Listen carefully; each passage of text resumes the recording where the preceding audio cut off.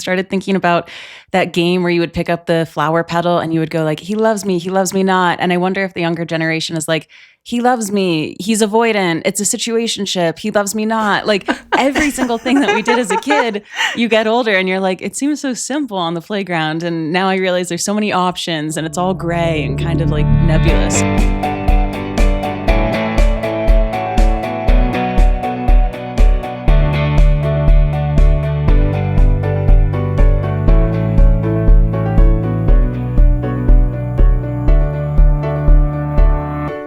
Okay, I'm so excited to be here. Hi, I'm Jackie. I'm here with Zoe. This is another episode of After MASH. This is the podcast where we are talking about adulthood, life after we were kids playing the game of MASH, which we had been using to predict the future. We thought life would be very linear. We thought that we would own a home and have a husband and have kids, and it would kind of follow the MASH board. And now that we're here as adults in our 30s, we're realizing that it is not going that way. And so yeah, this is life after MASH.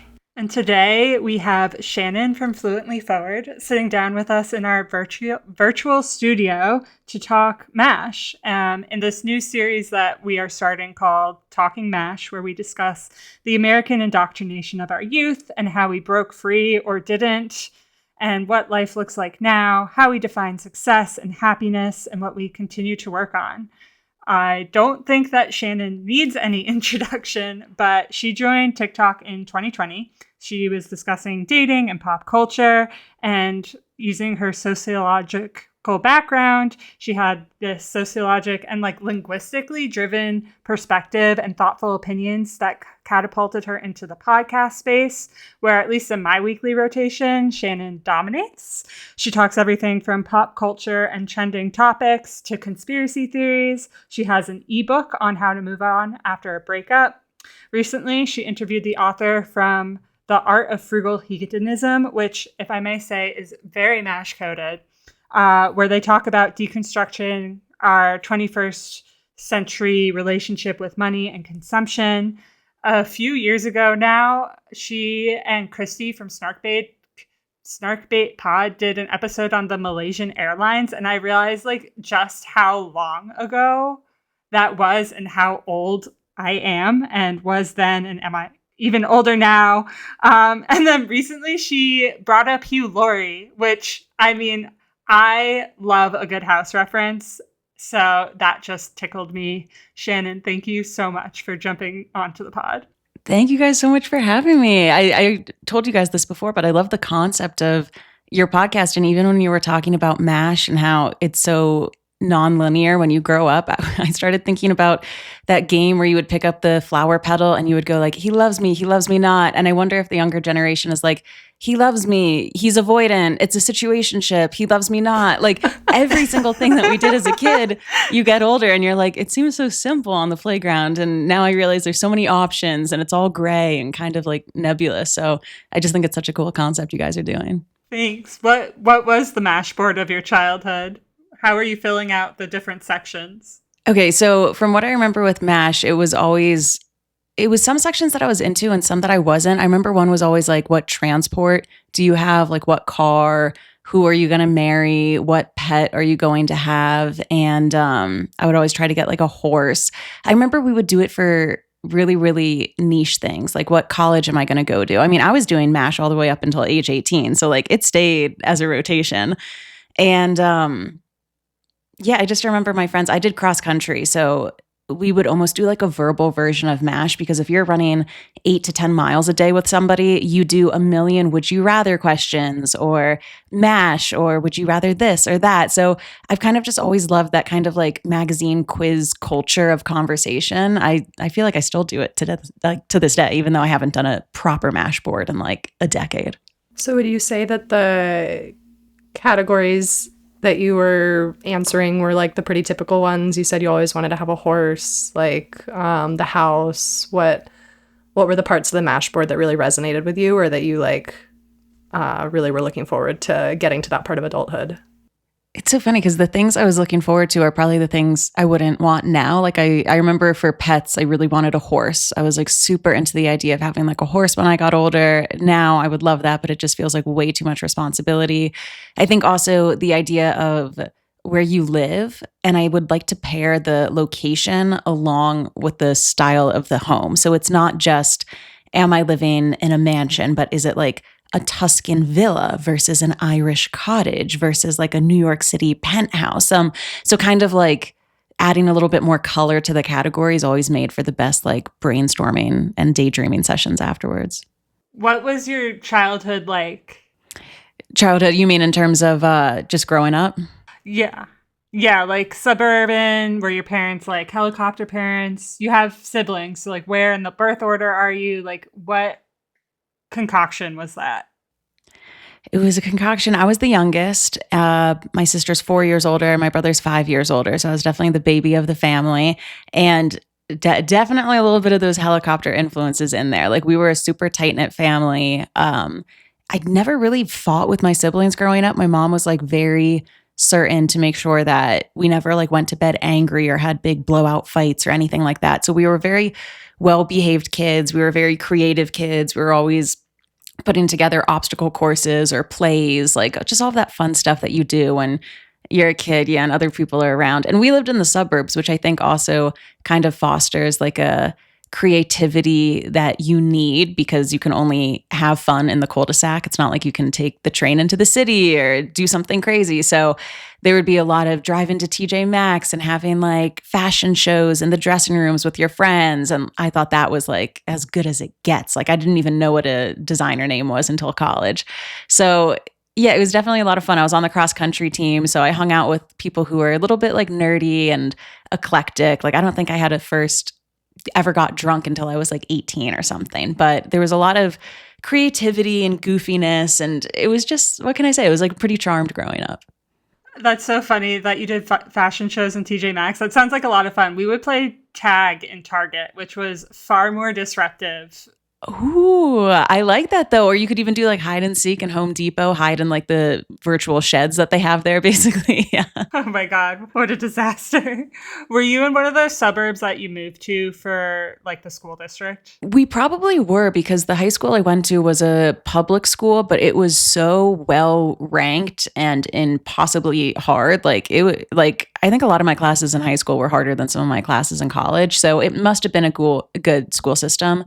And we, as a family, we lived briefly in Ireland for 2 years when I was younger and New Zealand for a year. But for middle school and high school, we were all like back in Jersey for that. Yeah. Did your time abroad influence your perception of your life in Jersey in a suburb? Like, did you have like these two disparate experiences so you could like hold them in contrast or? I wish it did, but I was so young. My mom's always like, that's why you're so adaptable. It's because we did all this traveling when you were younger. But I mean, I was young, like barely walking around in Ireland. And I have a few memories of New Zealand, but I don't know. I think it did just foster a sense of always looking at things from like a worldly perspective too, because we did a lot of traveling growing up. My parents have always been big travelers, and I just think it's one of the most interesting things out there, like all the different cultures. And I always wonder, what if we all spoke the same language? Like how different would the world be? So I'm fascinated by how you can go anywhere. Even like the next town over is so different from the same town that it's next to, and then 5 miles and then 5,000 miles. So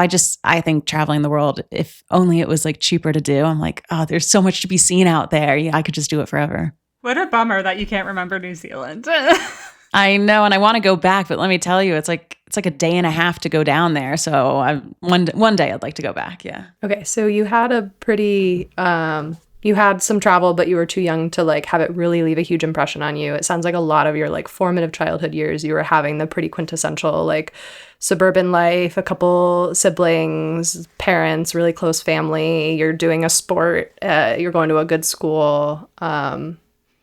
What led to your like decision about what to major in college? Like, what did you envision for yourself at the point that you were like 18, 19, starting to think about being an adult?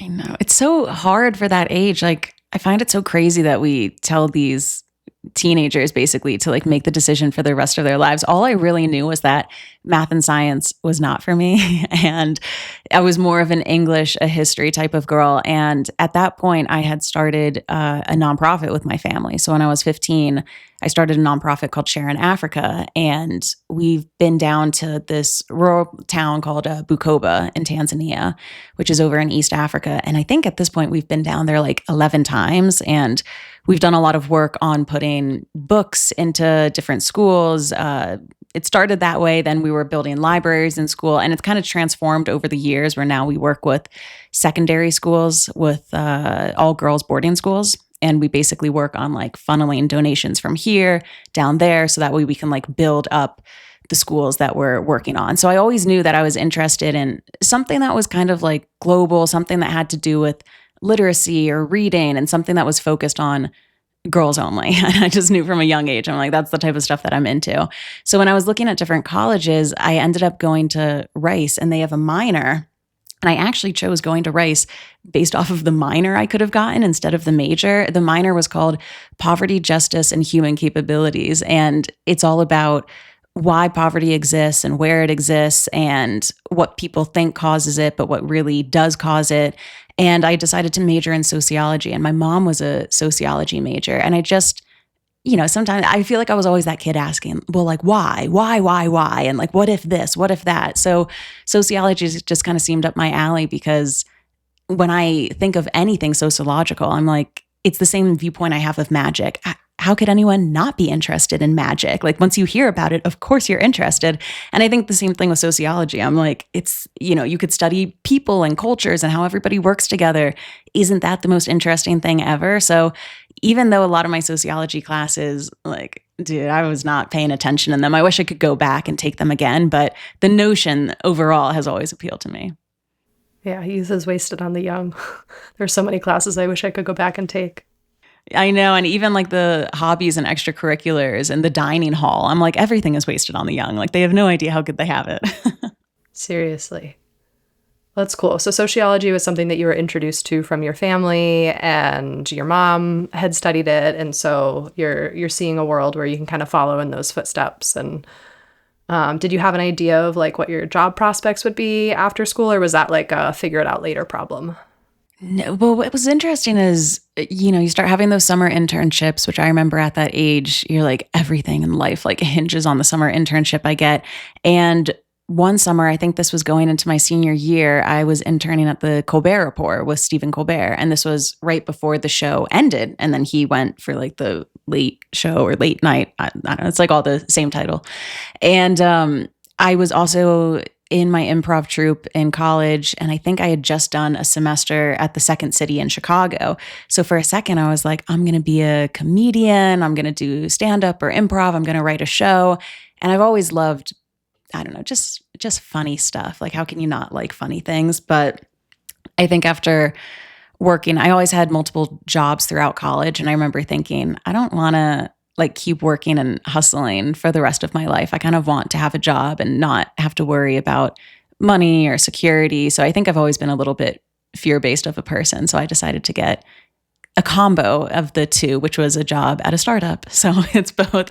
It's more reliable than going into comedy, but it's still a little bit off the beaten path. So that was what I did. Okay. So after school, you like go to work at a startup. You're like aware that you need to be kind of hustling to make money. At that point, were you still drinking the Kool-Aid of everything you'd been taught? Like, were some of the cracks showing? What was your relationship at that point to kind of the MASH board, or the idea of the white picket fence and the 2.5 kids and that sort of thing? I think that was probably the inflection point where it all came down, because I feel like a lot of people talk about this idea of a quarter life crisis at age 25, but I think for myself and a lot of people, that year or two out of college, yeah, it varies, but I feel like for most people, it's not great. Like, you just come off of college where you have all of your friends around you and such a great community, and then you go into the working world, and suddenly you're working from not just 9 to 5, but you're also commuting. You're exhausted. You're at the bottom of the totem pole in the workforce. You're making money, but it's not enough money that you feel like you're living large. So I remember those first couple of years, I was like, none of this makes sense. And that was actually the year that I went vegan too. I was like dismantling everything. I was like, none of this is what it seems. Like we need to make our own path. And I was working for a startup, but the startup, it ended up going under about like a year after I left. And the people who worked there was kind of crazy. And I remember my friend and we both worked there, and we would just look at ourselves and be like, I know this is our first job, but this doesn't seem right. Like the people aren't acting normal. So it was definitely a couple years of just questioning everything and feeling a little bit hopeless about if this is all that is next, like what the hell is going on? I feel like we would have been best friends at that age, both pulling our hair out together. Yeah. What was your job after college? I went to work for a pharmaceutical company for a year and a half. I realized that I was a validation engineer, so I had to like cross every T, dot every I. Everything had to be perfectly documented. It did not. People were great. The work was not super well suited for me. Then I went to a startup and had an experience that was maybe a little bit more like yours, where it was like the Wild West. Everybody's young and thinks they know everything, but we're all 25 because I didn't want to pay for people who actually knew things, and was there for a little bit. And then that's when I really hit my like, oh my God, what am I doing? And that's when I had my like career pivot, and I moved into analytics away from engineering. But yeah, I started a philosophy book club at the time that you were going vegan. So I feel like we're both having these like big grappling with existential questions just in different ways. Totally. Well, and also that's kind of all you can do, because when you hear about middle life crises or midlife crises, they're like, oh, he bought a sports car. But when you're 25, you're having a life crisis and you don't have any money. So all you can do is go vegan or start a book club or adopt a new mentality. Like you have to do something drastic, but something still affordable. So I'm like, it doesn't get as much shine as the midlife crisis because there's not enough that you can do to physically show what you're going through. Yeah. There's no sports car sitting in the driveway. You're just ordering tofu at restaurants and asking yourself what the point of life is. Yeah.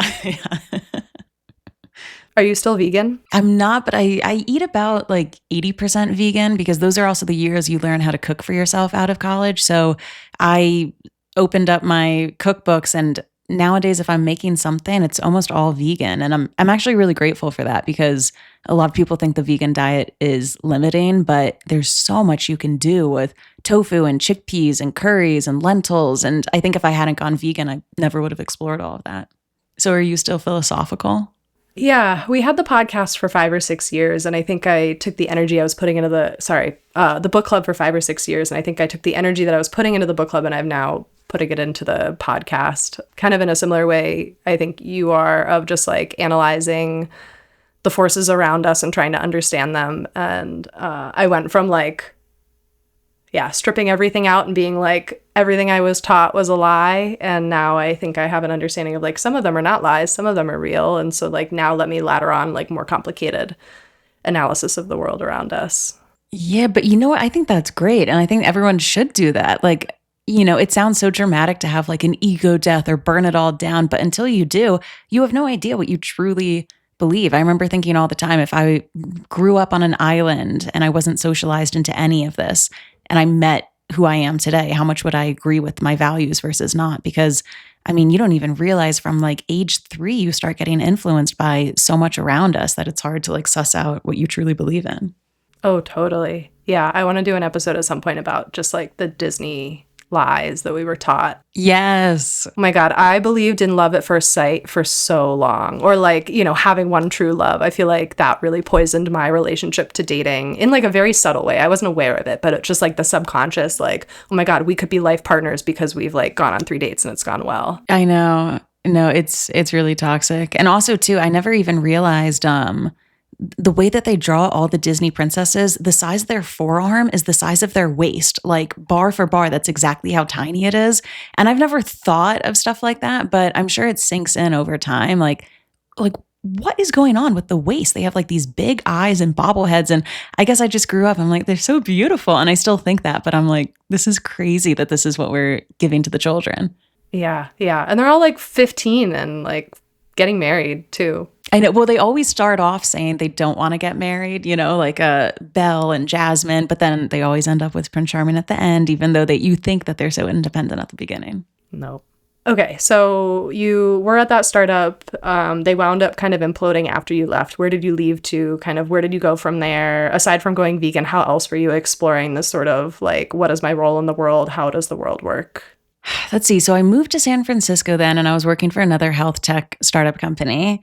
And I think along the way it was different than, I had tried a poly relationship. It wasn't for me. I had dated a girl. I went, this is for me. I was like throwing everything at the wall. I was like, am I a Buddhist? Like, I don't know. I was just like trying it all. Oh, we And all San did, Francisco. Yeah, right. I'm like, it's either Buddhist or Taoist, like one of those lovely ones. And yeah, and I remember I was in San Francisco and I liked it until I didn't. And then I moved to New York and I got a job at another health tech startup company. And this was kind of like a big girl job. I was making 6 figures. I was so excited. I was like, I'm on top of the world. And I think all those living in those big cities, like whether it was San Francisco or New York, it was such a change from when I was working at my first job in Tampa, Florida, because I think when you're in your 20s and you move to a big city, it's just like shifting into hard mode. Like I had to start dressing better in New York. I was walking all of these steps. I was really on top of my shit in New York. There's just like such a energy to the city and like a buzz. So I really liked my time in New York then. But I was, going away during the workday to like cry and sob in the handicapped bathroom stall. And it wasn't just me, like some of my coworkers would do the same just because I think you get to the inflection point where you know how to work in the 9 to 5 environment, you know what you're doing, but I still just had all of this like creative energy bursting out of me. I think I was doing YouTube videos and blogging, and I was just thinking, if I don't get off the track now, when do I ever get off of it? But you really feel those golden handcuffs where I was like, well, I finally got the good job, and it felt too risky to even, I don't know, make a pivot into something fun like advertising. Like when you're in that inflection point, all of the paths seem awful. You're like, I can continue on this one that kind of erodes my soul, but the benefits are good and I'm paid a good job and I know how to do it. Or I could switch to something half fulfilling like creative agency work or advertising or, something cool like that. But it would be half the pay and I would be killing myself with the hours. Or I could try to do something creative on my own, which I might not make any money at whatsoever. And I just remember thinking, like, I feel so paralyzed and stuck. Like, how on earth do people make these changes when they have 2 kids to support and they're in their 40s or 50s? Like, I now think when somebody makes a career change, I'm like, that's the bravest thing in the world to do because it's so scary when you're thinking about it and you just feel so stuck. And I wasn't even working at a finance job where you're making like $1 million a year. I can't imagine those golden handcuffs. But yeah, it was just, it's just kind of the vibe where you're like, there must be something more, but I don't know what the right path is to go get it. I think I must have been 26, 27. Yeah. And were you like dating around? Were you trying to settle down? Like, yeah, no, dating. I've been dating since the 6th grade. Like I've always been dating someone, and especially in New York, like I don't know why out of all my friends, like I've never had a problem with a first date. Like I love a first date because you get to ask all of those kind of MASH questions. Like I would always ask, if you could have 3 houses anywhere in the world, like where would they be and what would they look like? And I just had so much fun, and you get to go out to all these places in New York, and sometimes the guy's a dud, but then it makes for a great story to tell your girlfriends. So I dated like all these characters in New York. I dated this one guy who had gotten fired from his hedge fund and he was suing them, but he was so rich. He had like one of those doors that open up into the apartment, and he would like take me golfing, and he had it sounds like Epstein. He had like a house on an island that he wanted me to come visit him on. And my mom found out. She was like, you're not going there. But yeah, I dated finance guys. I dated guys, I dated girls, I dated old, I dated young. Like I was just dating all around, which I also think is almost another form of creativity as well. Like all of the dates and the stories, they make for new experiences. And I think especially if you move to a new city, it's a great way to learn more about the city is just throw the book at it when you're dating. Yeah. And about yourself. I feel like you learn so much about like who you like, what you're attracted to, what you can tolerate, what you're looking for in a life partner, like by just like being in all of those different rooms and being like, oh, that one felt better than that one and all those things. Definitely. And it changes so much too, as I'm sure you guys experience in your 20s to 30s. Like I remember when I was in my mid 20s in New York, I was like, he needs to be old and rich. And like, that's the only thing that matters. And then I get older and I'm like, money does not matter as much as I thought. Like, I think I thought it mattered so much because you don't have any when you're in your 20s. And then you get older and I'm like, well, it matters that he hasn't fallen down the red pill pipeline. It matters that he's not like really controlling or aggressive. It matters that he gets you off after he gets off. All these things that when you're in your 20s, you're like, it doesn't matter. It doesn't matter. So yeah, that was always changing too. Yeah. So are you glad then that you didn't settle down sooner? Like, are you glad that you had the experience to it sounds like you kind of had that with the different jobs and then also with dating, like exploring different cities. Definitely. I think everything worked out perfectly. And it's so funny too, because I remember when I turned 26, for some reason, I was like convinced I was going to die next year. Like, I don't know if I was getting a lot of content about how women hit the wall when they're 25. But yeah, like my 26th birthday, I was like, this is it. Like, I'm the oldest person in the world. I'm like never going to fall in love. Like, I don't know why, but I really had a crash out around that age. And I was like, if I'm feeling this way, how on earth is it going to be when I turn 30? And I did go through a breakup when I turned 30 with a guy that I thought I was going to get married to. But despite all of that, turning 30 really wasn't scary. Like, I just feel like every year in my 30s has been so much better than anything in the 20s, mainly just because I don't worry about it. Like, I was so worried about turning 30 and what that would be like and if I didn't have my shit together. And now I feel like a huge weight is lifted off because I'm just like, well, I'm here and it's great and there's really nothing to worry about. And I'm so thankful that we have shows like Sex and the City and, just like other shows that show that you can be in your 30s, your mid 30s and still be having fun, because there's a lot of, I don't know if it's Disney messaging, but there's like a lot of internet messaging that kind of makes it seem like you're just going to turn into dust when you hit 30. I personally can't wait till I'm 40 because at that point I'll be an attending. I'll probably have all my kids. We'll just be like settled down and the kids will be growing up and I can like have my horses and just like settle into life fully. Like right now, I'm always like, oh my God, when are we going to have kids? When am I going to have to put my life on pause to be pregnant? Like, when can I just like make money and move on? I'm with you. It's like the questions that are more, I feel like I can handle a lot of hard work, putting my head down, doing difficult things, but the questions and that MASH, like magic 8-ball of, you just want an oracle so bad. And I remember my New Year's resolution this year was stop fence sitting about if I'm going to have kids, because whether at this point, I could have raised 3 kids and been less stressed than having none and thinking about if the right decision is to have kids or not. And it's like the thinking of it is just so painful. And it's the kind of the first decision you make in your life too that involves another person, which, if you're stuck in the wrong job, it's just bad for you. But if, you have a kid or you don't, you're like, what does it mean? So yeah, it takes up a lot of mental space. That is something about the 30s I'm not in love with. Yeah, it's the first truly irreversible decision. Even like a marriage, like a merger, like starting a company, and everything is reversible except for making another human. Yes. Oh, where do you guys fall? Do you know if you guys want kids? I'm a strong yes. Yeah, I know I'll have kids. I am not ready to give up that independent. I want, truly, I want a horse more than I want kids. But I know it will happen. And my parents are older. They were older when they had me. And I'm really bitter about it because I essentially lost like 15 years with them. Like my patients are in their 80s. My dad is 77. My patients' kids are 50. And they're in the position that I will be in when I'm like 35. And that just like terrifies me so much.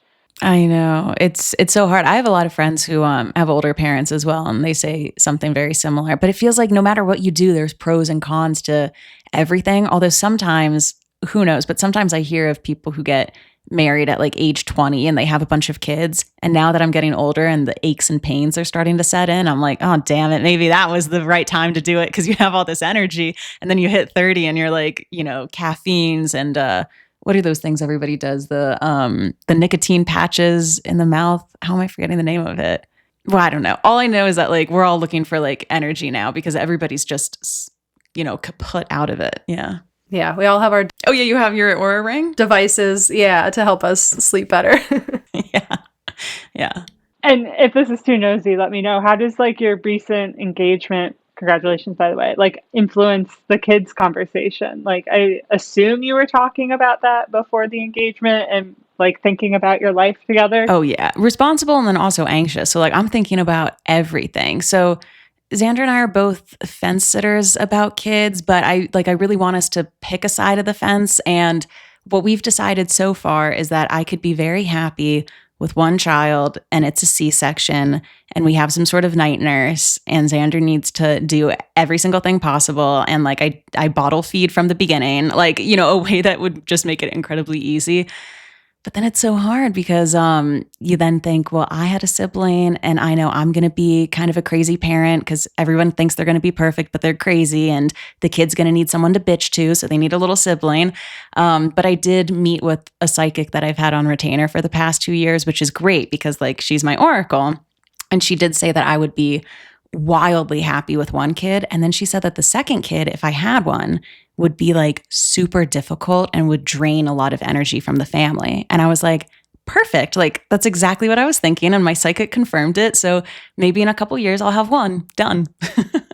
Yeah, it sounds really aligning. It sounds like to go into it with that hope and then to have that be affirmed can just give you a lot more confidence that you'd be making the right choice for yourself, for your family, for your future kid. And also, if you guys need a psychic, like I'll give you her name because like everything she says comes true. Like I trust her more than I trust myself. It's crazy. No, I definitely want a psychic. That's like something I want to do this year. Yeah.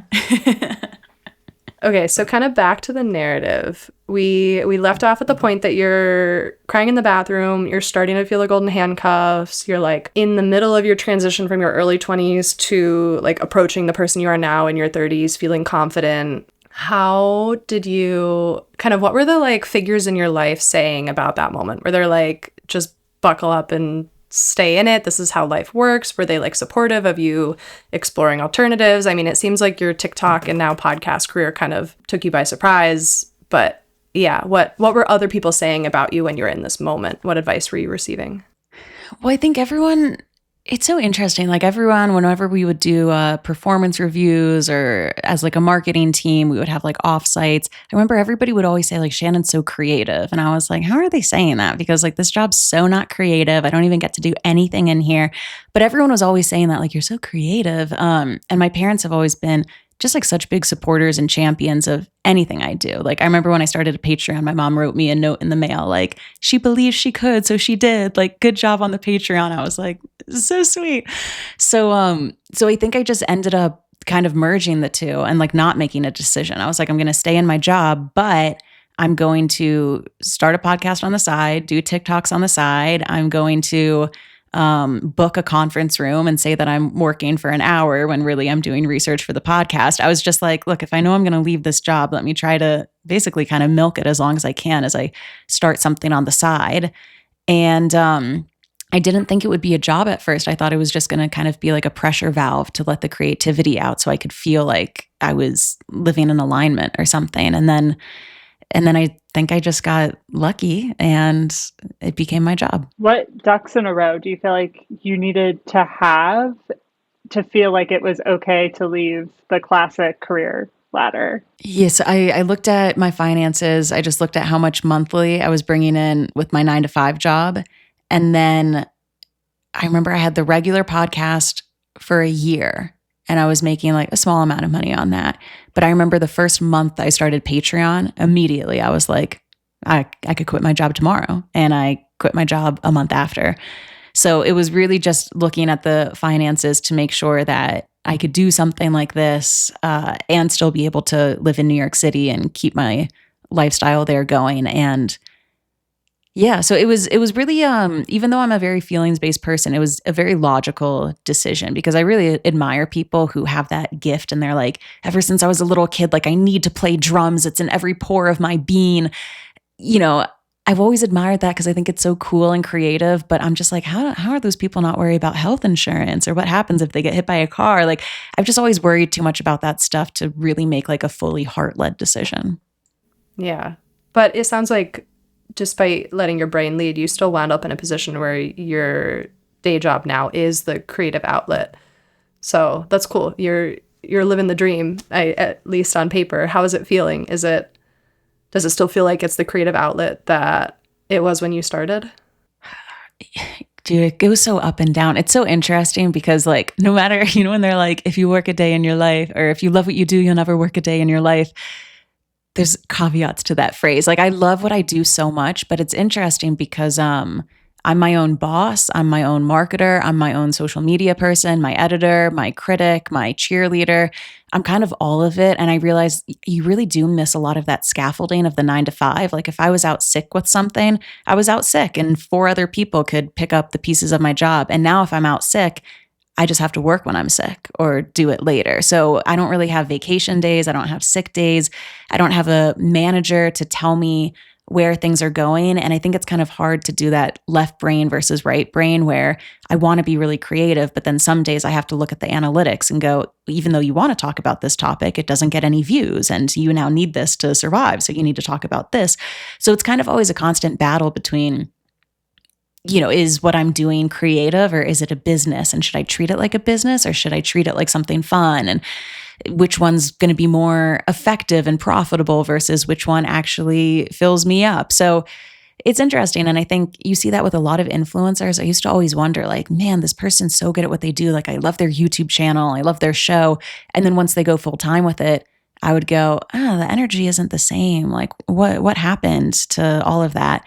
And I think it's because, it becomes work, it has to. It's scheduled now, which kind of takes the spontaneity out of things. And it's interesting what they say about creatives is that creatives actually strive or they actually do really well when they're in a box because the more guidelines and rules you put around a creative person, it makes them more creative because they're like, how do I break out of this and push against my boundaries? And when you don't have any boundaries and you have to set them for yourself, like when you wake up and what schedule you're on, it's just, it feels kind of weird. So I'm like, there should be a service for entrepreneurs where somebody's like, I will pretend to be your boss 2 days a week. And it's like, thank God, like finally someone. I love this idea. Do you still do like the pod collective with all the other like Christy and Yeah, we all keep in touch. I'm going to be seeing Emily in October. And I think I saw Christy like a couple months ago, but it's interesting because I've met all these different creators over the years. And anytime I meet one, I'm like, you're my new coworker. Like, let's talk about everything. And it's great because you can talk to somebody who gets it, but every single person's career is different. So like I met a creator friend here in Denver that I hang out with a lot, but she does mostly reels and TikToks. And what I do is mostly podcasts. So it's nice being able to chat to other people who get it because I kind of view them as like coworkers and we can keep each other sane. But then it's also hard because maybe somebody wants you to guest on their podcast 10 times and you're like, well, I actually don't make any money off of that and time is money and I have my own podcast I need to be on. So, it's going to be kind of different with everyone. And it's also interesting. Sometimes there's 2, like you guys, or 3 people working on a podcast. For someone, it's individual. So even people who do the same thing, it's like, it's so different and varied. And I think with more and more people getting into the social media space, there's probably going to be more, like Slack channels or meetups or like HR systems for creators, just because so many people are now getting into the space of making content. Yeah, I've heard so many kids these days want to be TikTok stars when they grow up more so than like, I don't know, investment bankers or engineers or something, which is just kind of a nuts thing. Imagine if we were kids having the idea that being a TikTok star was a viable career. No, isn't that crazy? Like if it really is wild, it kind of makes you wonder what's going to be happening in the future. And it's like, too bad now there's like AI, deep fake, like dead internet theory creators out there. And I'm like, are you serious? Like you're taking all the fun jobs. It's like, it's just too rude. I know. So what does a day in a life, a week in a life look like for you? Yeah, so it varies every day. I'd say I work on Sundays, which is today. And that's because the episodes always go out on the main pod on Monday, which even though I do this full time, I just kind of wanted to keep that routine because I remember when I had a 9 to 5, Monday comes and like you want something fun to look forward to as you start off the week. So Sundays I work, Monday I usually take off. And then Tuesday is when I start looking at trending topics for Patreon episodes, anything interesting that I can deep dive, what the next week's episode is going to be. And then it's just a lot of research days up until then. And then usually on Thursday, I record the Patreon, like right up to the last minute, trying to get like every trending topic in there. And then the way it goes is the minute I upload it to Patreon, like Taylor Swift calls off her engagement, and I'm like, I missed it. Of course. Yeah, and then it's doing the public podcast, and then all in the meantime trying to figure out like, how can I promote this? Do I put a social clip online? And that's really the big killer, because back in 2020, TikTok was, you could like fart on there and it would go viral. It was just like this app where it would spread your stuff to everyone. And now TikTok has completely changed, which has uprooted so many content creators' like lives and workflows. So now if I post a video, I've got like almost 400,000 followers on there. Maybe like 2,000 people will see it. So now I think sometimes you have to put on that marketing hat and be like, okay, so TikTok used to be a way to generate views to the podcast. Am I now switching to YouTube? Am I doing it to Instagram? So those are the things I like a little bit less, because it's hard to be creative when you feel like you're stuck in like a survival mode, and putting on that hat and being like, it's all about the numbers. How do we get the most views? I just hate doing that. Like, it feels so hollow, but it is a part of the job. So that's usually like one of the days I'll pretend to be like business bitch and just kind of look at the numbers. That's actually really reassuring, because Jackie and I struggle with the social media. And when I do it personally, I like try to forget TikTok exists. I actually like opened the app like a couple of times for purposes of like Aftermash, and it's just like videos like screaming at you from like the second it hits your screen. I know. You know what? For what it's worth, just stick to YouTube at this point, because I feel like that's the only platform that people trust nowadays, because like TikTok is out of there, Meta is out of there. It's like, yeah, it's a whole new world than it was a couple years ago. Yeah, definitely. Okay, so now in our journey, you're doing the podcast full time. You're figuring out how to make it work for you. I feel like you've kind of completed the arc from person who is like fully bought into everything you were told on the Mashboard to like having your falling out. Now you've kind of like found your own way. Were there any indoctrinations, any myths that you were told as a kid that you found really hard to let go of throughout that journey? Were there any that like you actually feel like there's a lot of truth to? So I grew up kind of religious. Like I went to like CCD. We would go to church every Sunday, and it just never clicked with me, but I always wanted it to. I remember sitting there in church and being like, God, like I wish I believed in this, but like I just know it's all a farce or whatever. And I remember talking to my sister about it, and she was like, well, church is a great hour just to like focus on daydreaming. So that's what I would do. I would go into church and I'd be like, I'm going to sit here and daydream for an hour, because it just wasn't clicking. But I think when you grow up religious, there's so much that just stays with you. You know, it's like you feel guilty after masturbating, and you don't like connect in your head that it's because of religion, but you're like, I'm unclean. Like, I don't know why, but that was like awful what I did. And I think just a lot of those elements of like shame, I don't know where it comes from, but I feel like the other day I turned away a solicitor, and this was actually traumatizing, because as I was closing the door, they were like, I follow you on TikTok. And I was like, oh my God, like it's someone who knows me from TikTok, and I'm closing the door. But I'm like, that's okay to do. Like, just because this person knows me online, like the last thing I should have done was invite them into my house or like speak to them. Like, it's okay to close the door on a solicitor when you say no, thank you. But for the next 2 hours, I was like, shame, like I'm such a bad girl. And I think a lot of that stays with me, and it probably has to do from religion. Like just the notion of being a little kid and hearing this idea that you're sinful and there's an original sin. I think it's like a big thing I've been trying to unwork. Like I wake up, I think I'm guilty, and that's how I start things off. And then I try to unwrite the plate every day, but I go to bed still guilty. So I think that's a really big thing, that if I could go back in time, not like I could have chosen not to go to church, but it would have been nice to kind of try to unwork that from an earlier age. Can I guess, are you a Roman Catholic? Oh yeah. Irish okay, Catholic. Yeah. Okay. Yeah. I'm resonating very strongly with everything you're saying. I feel like there's a lot of beautiful things about religion, and I have a lot of friends who are raised religious who still identify with it very strongly, but most of my friends who identify with it very strongly were not the Catholics. Yes. Yeah. I have a lot of Jewish friends. And when I hear about that, I'm like, oh, there's no hell. Like, imagine that, you know, like walking through life and not thinking you're going to go to hell. And I'm with you. Like, I like the idea of religion in the umbrella term. Like, I think it's beautiful to have faith in something. I think is one of the most beautiful things. And to have a community and to believe in something. Like, I believe in a lot of spiritual things. They're just not super organized, but I do think conceptually it's really beautiful to believe in something. Just belief in general, I'm like, is always going to be a good thing in my mind. Yeah, definitely. But yeah, that one's particularly sticky. I feel like the shame, getting taught that at a young age, getting taught that you can sin. There's a concept of there being like a very clear black and white wrong, and that there's like an all-knowing person in the sky who's going to be judging you for doing the wrong thing, even though they're also all-knowing and all-powerful and made you with the capacity to do wrong things. Yeah, it's quite a mind trip to play on a kid. No, it is. It really is. Yeah. So based on the journey you've gone on over the last decade, what advice do you have for your 20-year-old self? You know what's so funny is when I saw this question, and I didn't even mean for it to line up this way, I was thinking that my advice for myself in my 20s would have been to let go of the shame. And I didn't even realize that it's probably connected to growing up religious, but I just feel like shame is like one of the worst things out there. I kind of hate how the phrase bring back shame has taken off online, because I'm like, anyone who says that phrase, like, you haven't actually been shamed before. Like, there's social like guide rails that we can put around people to try to get them to act in ways. Obviously, you don't want like a deviant who's like masturbating on the subway, shame is good for that. But I think shame does nothing to like motivate people. It really only discourages them from things.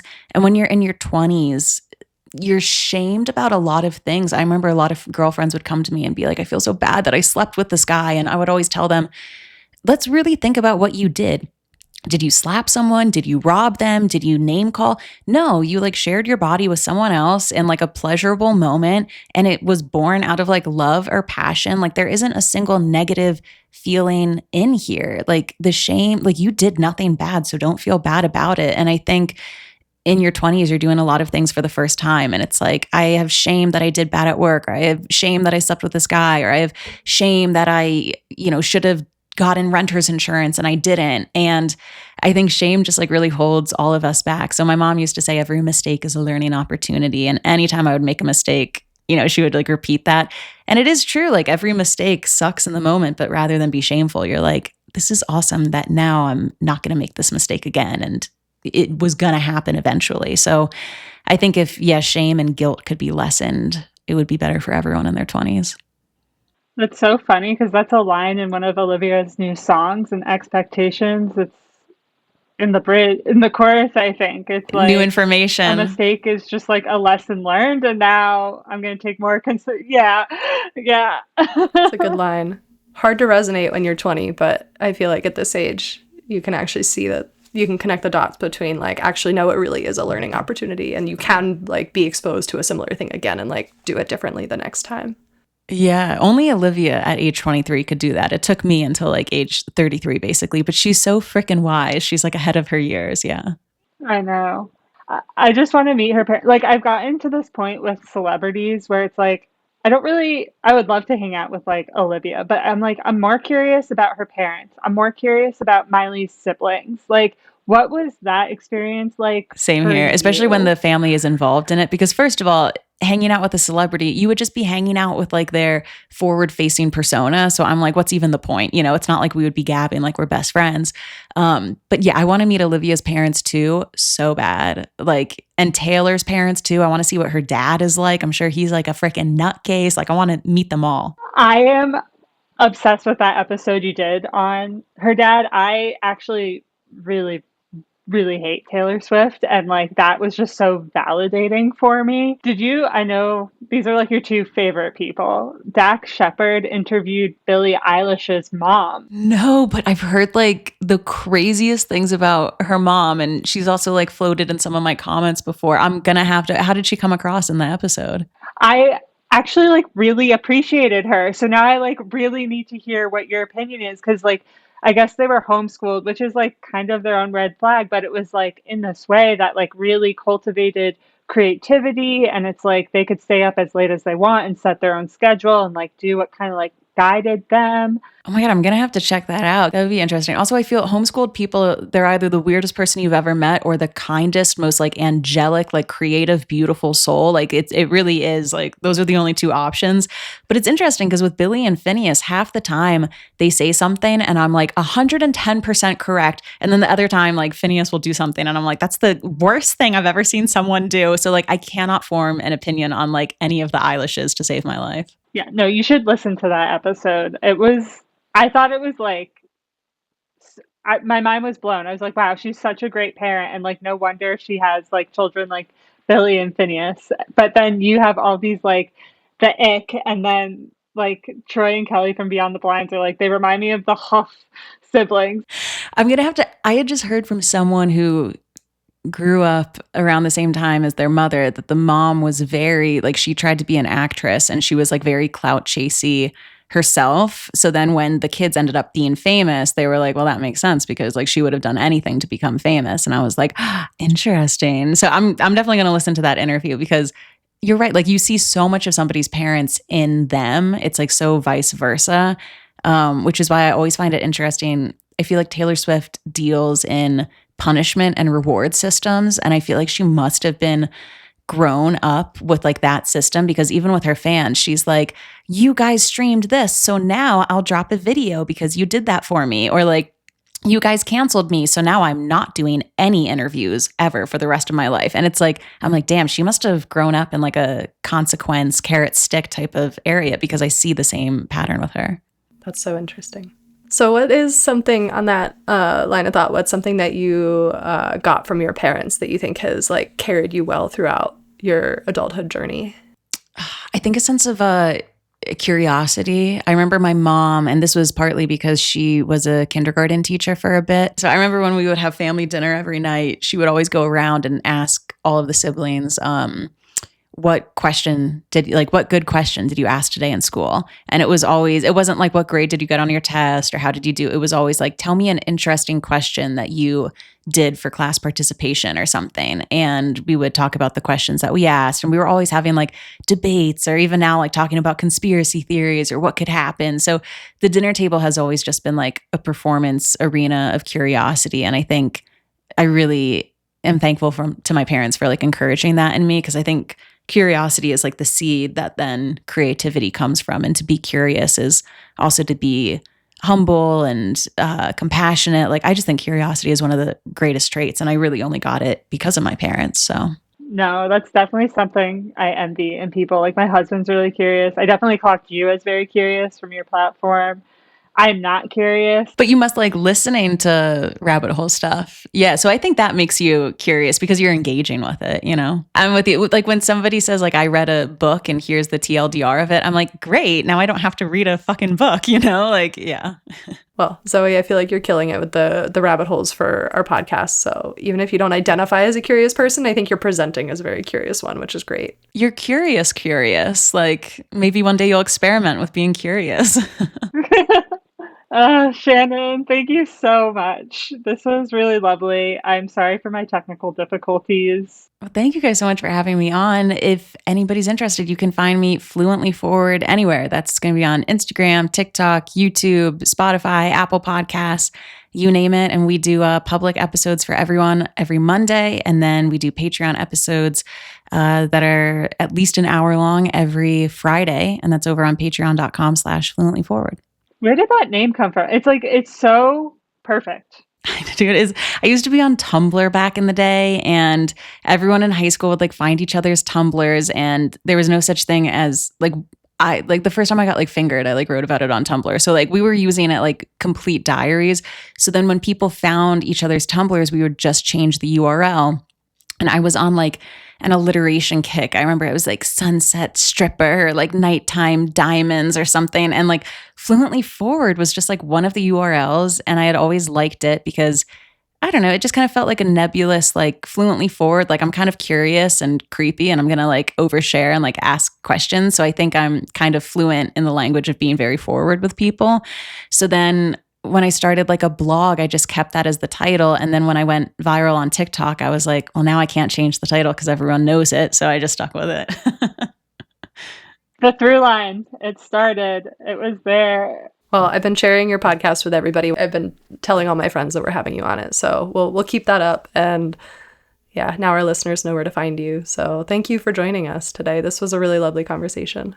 Thank you guys so much for having me on. I appreciate it. Thanks for listening. Now it's time for the obligatory sign-off, except for the part where we thank our amazing producer and editor, Jay. Jay, we could not have done this without you. But also, listeners, we couldn't have done it without you either. So please like and subscribe. You can find us on all of your favorite podcasting apps. And all of your favorite social medias at AfterMashPod. And your least favorite social medias too, for the record.